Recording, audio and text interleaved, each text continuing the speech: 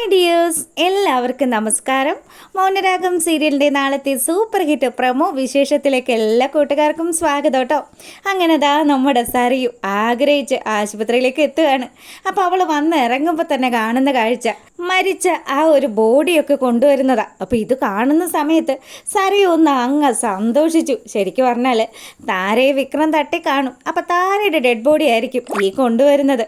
എന്തായാലും താൻ ആഗ്രഹിച്ചതുപോലെയുള്ള ഒരു കാഴ്ച തന്നെയാണല്ലോ ഈശ്വര മുന്നിൽ കണ്ടത്. ആ ഒരു സന്തോഷത്തിൽ അവൾ അങ്ങനെ അവിടെ നിൽക്കുക. പക്ഷേ കഥകളൊന്നും അറിയുന്നില്ല. വിക്രമാണെങ്കിൽ താരയെ കൊല്ലാൻ പോയിട്ട് അവിടെ നിന്നും അവന് 16ന്റെ പണി കിട്ടി. ഇപ്പോൾ അവിടെ ആ ആശുപത്രിയിൽ തന്നെ അഡ്മിറ്റായ വിവരങ്ങളൊന്നും അറിയാതെയാണ് നമ്മുടെ സരയു എത്തിയിരിക്കുന്നത്. അതുകൊണ്ട് തന്നെ സരയു ന്യൂട്രൽ ആ ഒരു അറ്റൻഡറുടെ അടുത്തേക്ക് ചെല്ലുക. അതെ ചേട്ടാ, ഇതെന്ത് പറ്റിയതാ, എന്തായിരുന്നു വിഷയമെന്ന് ചോദിച്ചു. അപ്പം പുള്ളിക്കാരൻ പറഞ്ഞു, എന്ത് ചെയ്യാനാ, സംസാരശേഷിയൊന്നും ഇല്ലാത്ത ഒരു പാവപ്പെട്ട സ്ത്രീയായിരുന്നു. ഇതുകൂടി കേട്ടതും നമ്മുടെ സരയും അങ്ങോട്ട് സന്തോഷിക്കാൻ തുടങ്ങി. അയ്യോ, എങ്ങനെയാ മരിച്ചത്, ശ്വാസം മുട്ടി മരിച്ചു പോയതാന്നേ. എന്ത് ചെയ്യാനാ, ഇപ്പം മനുഷ്യനൊന്നും വലിയ ആയുസൊന്നും ഇല്ലല്ലോ എന്ന് പറഞ്ഞ് അവന്മാർ ആ ഒരു ഡെഡ് ബോഡി കൊണ്ടുപോവുക. എന്തായാലും ആള് മരിച്ചല്ലോ, സമാധാനമായി. ഇനി വിക്രത്തെ പോയി കാണാം, അവൻ്റെ അച്ഛൻ്റെ റൂമിൽ കാണുമെന്നൊക്കെ വിചാരിച്ചുകൊണ്ട് നമ്മുടെ സരയും അങ്ങോട്ട് വരികയാണ്. ഈ സമയമാണെങ്കിലോ നമ്മുടെ കല്യാണി ആ ഒരു റിസപ്ഷനിൽ നിൽക്കുന്നുണ്ട്. അപ്പം കല്യാണിയെ കണ്ടതും സരയും ഒന്ന് പതുങ്ങിയെങ്കിലും കല്യാണി സരയുടെ അടുത്തേക്ക് വന്നു. അല്ല, നീ ആഗ്രഹിച്ചതുപോലെ കാര്യങ്ങൾ നടന്ന ഒരു സന്തോഷത്തിലാണല്ലോ നീ വരുന്നത്.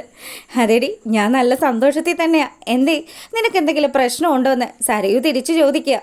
അത് കേട്ടതും കല്യാണി പറഞ്ഞു, നീയേ ഒരാളെ ഏർപ്പാടാക്കിയില്ലേ താരാൻ്റിയെ കൊല്ലാൻ വേണ്ടിയിട്ട്.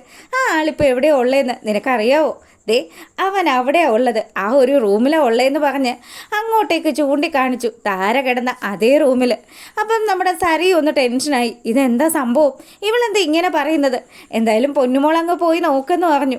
അപ്പോൾ അവൾ അങ്ങോട്ട് പോകുന്ന ആ ഒരു സമയം പ്രസവവേദന കൊണ്ട് പൊളയുന്ന കാദംബരിയും കൊണ്ട് ആശുപത്രിയിൽ എത്തുകയാണ് രതീഷ്. അങ്ങനെ നമ്മുടെ കല്യാണിയും കിരണും ഒക്കെ ഈ ഒരു വിവരം അറിഞ്ഞു. ഈ സമയമാണെങ്കിൽ കാദംബരി ആണെങ്കിൽ നല്ലതുപോലെ വേദന കൊണ്ട് പൊളയാണ്. അപ്പോഴത്തേക്കും നമ്മുടെ മൂങ്ങ മുത്തശ്ശി കാശൊക്കെ ഒപ്പിച്ച് ആടിപ്പാടി അവിടെ എത്തിയിട്ടുമുണ്ട്. അങ്ങനെ മുത്തശ്ശി വന്നിട്ട് നമ്മുടെ രതീഷിനോട് ചോദിച്ചു, എടാ മോനെ, എന്താടാ പ്രസവവേദനയാണോ? പിന്നെ അല്ലാതെ പ്രസവവേദന അല്ലെങ്കിൽ പിന്നെ അവൾ ഈ മാസം തികഞ്ഞ സമയത്ത് വെറും നാടോടി നൃത്തം കളിക്കേണ്ട കാര്യമില്ലല്ലോ. എന്തായാലും നിങ്ങളങ്ങ് മാറി നിൽക്കെന്ന് പറഞ്ഞ് മുത്തശ്ശി അങ്ങ് തട്ടി മാറ്റിയിട്ട് ആ അറ്റൻഡറും അതുപോലെ നമ്മുടെ രതീഷും കൂടി ആ സ്ട്രക്ചർ തള്ളിക്കൊണ്ട് പോവുകയാണ്. അങ്ങനെ നമ്മുടെ കാദംബരിയെ പ്രസവ റൂമിലേക്ക് കയറ്റുന്ന സമയം മൂങ്ങ മുത്തശ്ശി ആണെങ്കിലും നാശം പിടിച്ചവള്, ഇവളൊക്കെ ഇനി എന്തെന്നാണോ ജന്മം കൊടുക്കാൻ പോകുന്നത്. അതും ഒരു പെൺകൊച്ചാകാനാണ് സാധ്യത. അവളുടെ വയറ് കണ്ടപ്പോഴേ എനിക്ക് അങ്ങനെ തന്നെയാണ് തോന്നിയത്. എന്തായാലും ഇതൊന്നും രതീഷിനോട് പറയാൻ പറ്റില്ലല്ലോ. എടാ മോനെ, പ്രകാശൻ ഇവിടെ അഡ്മിറ്റ് ആയിരുന്നടാ. ദേ, പ്രകാശനെ പുറത്തിറക്കാനായിട്ടുള്ള ഞാൻ ഒരുപാട് കഷ്ടപ്പെട്ടു. പല സ്ഥലങ്ങളിൽ നടന്ന് പൈസയൊക്കെ ഒപ്പിച്ചിട്ടാടാ ഞാൻ വന്നത്. അതിന് ഞാൻ എന്ത് ചെയ്യണം? ഞാൻ എൻ്റെ ഭാര്യ പ്രസവിക്കാനായിട്ടുള്ള ആ ഒരു കാര്യത്തിന് വേണ്ടി അകത്തോട്ട് പോയിരിക്കുക. ഞാൻ അതിൻ്റെ ടെൻഷനിലാണ് നിൽക്കുന്നത്. നിങ്ങളൊന്ന് പോകാവോ എന്ന് ചോദിച്ചു. ഇത് കേട്ടത് മൂങ്ങ പറഞ്ഞു, എടാ മോനെ, എന്തെങ്കിലും ഒരു സഹായം ചെയ്യടാ. അച്ഛനെ ആശുപത്രിയിൽ നിന്ന് ഇറക്കണ്ടേ? അത് കഴിഞ്ഞ് ഞാനും പ്രകാശനും കൂടി നിൻ്റെ വീട്ടിൽ വന്ന് താമസിച്ചാലോ? നിനക്ക് എന്തെങ്കിലും പ്രശ്നമുണ്ടോ എന്ന് ചോദിക്കുക. ഇത് എന്തൊരു കഷ്ടമാണ്. നിങ്ങൾക്ക് ഞാൻ കുറച്ച് പൈസ തരാം, നിങ്ങളിപ്പോൾ ഒന്ന് അടങ്ങെന്ന് പറഞ്ഞ് നമ്മുടെ രതീഷ് മൂങ്ങ മുത്തശ്ശിയെ പറഞ്ഞയക്കുകയാണ്. അങ്ങനെ സരയുവാണെങ്കിൽ ആ ഒരു റൂമിലെത്തി. അവിടെ എത്തുമ്പോൾ കാണുന്ന കാഴ്ച ആ ഒരു ബെഡിൽ കിടക്കുന്ന വിക്രത്തെയാണ്. എടാ വിക്രം, നിനക്കിതെന്തു പറ്റി? നീ ആ കല്യാണിയും കിരണിനെയും ഒക്കെ തോപ്പിക്കും, അവരുടെ കണ്ണുനീര് കാണിക്കുമെന്നൊക്കെ പറഞ്ഞിട്ട് ഈ കട്ടിലേക്ക് കിടക്കാനാണോ? എന്താ ശരിക്കും സംഭവിച്ചത്? ആ താര എന്തി? അപ്പം ഞാൻ വരുന്ന സമയത്ത് ഒരു ഡെഡ് ബോഡി കൊണ്ടുപോകുന്നുണ്ടായിരുന്നല്ലോ. ആ അറ്റൻഡറോട് ചോദിച്ചപ്പം അയാൾ പറഞ്ഞത് ഒരു സംസാരശേഷിയില്ലാത്ത സ്ത്രീയുടെ ബോഡിയാണെന്നാണ് പറഞ്ഞത്. ഞാനപ്പോൾ ഒരുപാട് സന്തോഷിച്ചു. എന്താ സംഭവിച്ചതെന്ന് ചോദിക്കുകയാണ്.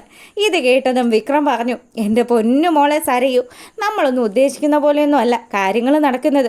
ആ കിരണിൻ്റെ കൈക്ക് നല്ല ബലമാണ് ഉള്ളത്. അവൻ എന്നെ ഇഞ്ചപ്പരുവാക്കി ഇവിടെ ഇങ്ങനെ ഇട്ടിരിക്കുക.